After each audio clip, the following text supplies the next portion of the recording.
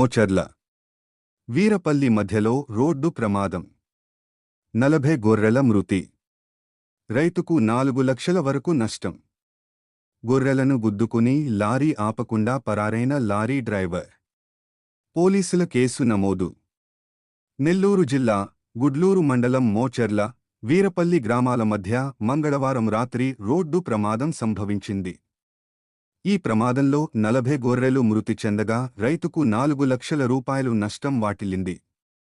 బ్రతుకు తెరువు కోసం తెలంగాణ రాష్ట్రంలోని మహబూబ్ నగర్ నుండి గొర్రెల మందను మేపుకుంటూ రాష్ట్రం దాటి రాష్ట్రానికి వస్తే ఇలా జరగటంతో గొర్రెల కాపరి లబోదిబోమంటున్నాడు. పోలీసులు కేసు నమోదు చేసి దర్యాప్తు చేస్తున్నారు.